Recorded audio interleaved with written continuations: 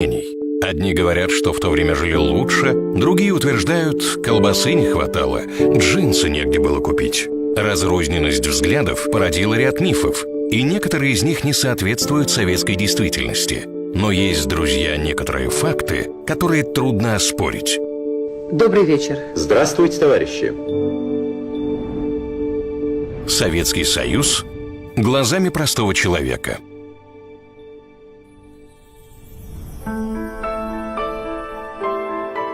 Для обычного человека, жившего в то время, Советский Союз – это не доллар по 76 копеек, не самая мощная в мире армия и не всесильный КГБ. То есть простой человек знал, что армия и КГБ его надежно охраняют, но сам этой мощи не видел, как не видел своими глазами и всей грандиозности промышленности и темпов роста экономики.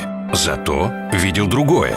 Советский Союз – это когда ты идешь по улицам родного города в любое время суток, и никто не то что не нападет, слова грубого не скажет.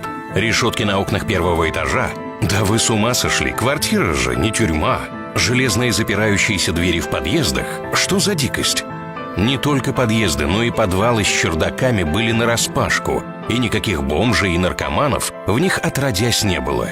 Советский Союз – это когда ты знаешь всех жителей своего дома, даже если в нем 300 квартир, и можешь зайти в любую квартиру за солью или спичками, например. Советский Союз – это когда ты вешаешь белье после стирки во дворе, и тебе даже в голову не придет, что кто-то может украсть или испачкать, потому что не было такого на твоей памяти.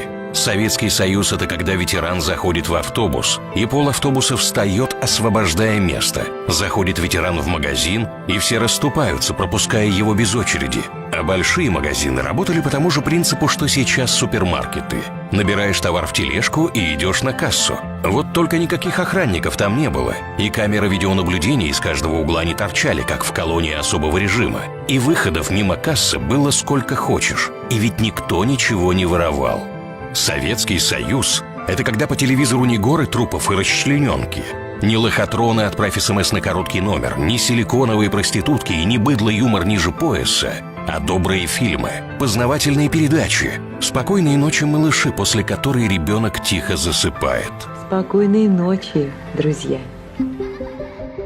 Советский Союз – это лучшее в мире образование, и самое главное, что оно было бесплатное. Гарантия работы по специальности. Советский Союз – это бесплатные спортивные секции по всем видам спорта, пионерские лагеря, курорты, санатории.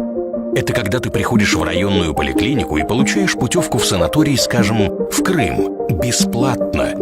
Потому что врач нашел у тебя какие-то незначительные проблемы со здоровьем и решил, что тебе стоит его поправить. Советский Союз – это когда на Кавказе не терроризм и наркотики, а курорты, санатории и лучшая в мире минералка. А на Украине не бандеровцы со свастиками, а бескрайние пшеничные поля, авиационная и танковая промышленность, чистые города и добрые счастливые люди. А Прибалтика – это не марши СС и не чистка евроунитазов половины взрослого населения, а производство высокоточной электроники и радиотехники, автомобилей и знаменитых на весь мир бальзамов, высокие зарплаты и вылизанные до блеска даже по меркам СССР улицы.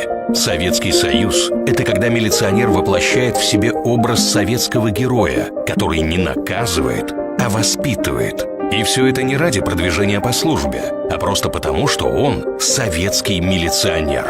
Советский Союз – это когда взрослый мог подойти к одиноко стоящему ребенку на улице и поинтересоваться, нуждается ли тот в помощи. А сегодня на такого взрослого спустят всех собак, подозревая его в педофилии. Советский Союз – это когда в каждой третьей квартире ключи оставляют под ковриком у двери.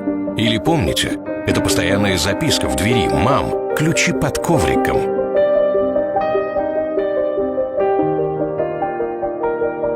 Советский Союз – это когда автоматы с газировкой на каждом углу, и граненые стаканы в них всегда были на месте, а в телефонных будках лежали справочники. Интересно, сколько бы минут они пролежали сегодня? Советский Союз – это когда ты женился, и на работе тебе дали однокомнатную квартиру. Бесплатно. Родили ребенка, первого или второго, где как, и поменяли тебе однушку на двушку. Дальнейшее расширение семьи, обычно третий, четвертый ребенок, и поменяли двушку на трешку. Бесплатно. Ипотека? Что за слово такое иностранное? Не знаем, что оно означает.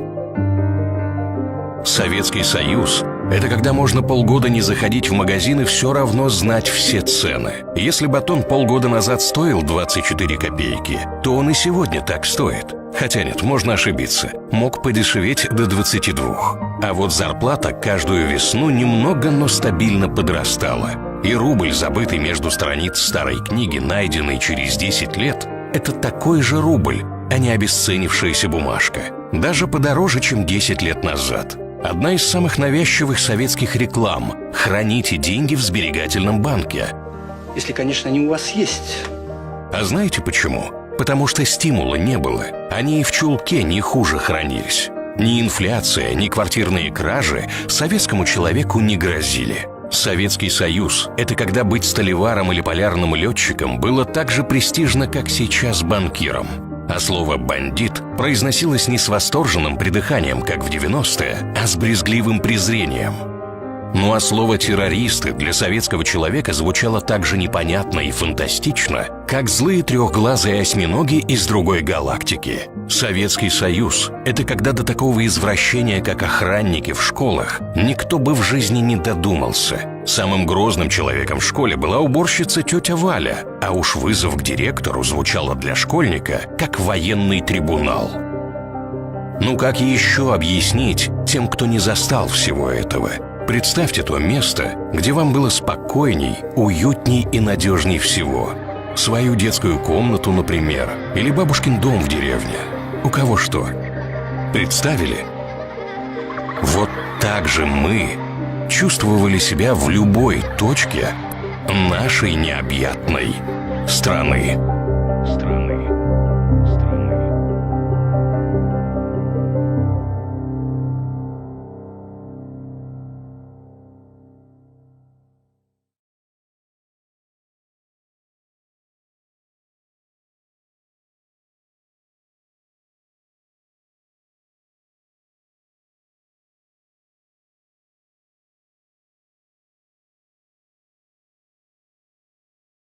Это из-за чего? Из-за того, что у нас однобокая экономика. Она что, вчера так сложилась? Да она 70 лет так складывалась. Дело в том, что то, что мы производили, и руками махать не надо. Было никому не нужно. Потому что наши галоши никто не покупал, кроме как африканцы, которые должны были по горячему песку ходить. Вот в чем все дело.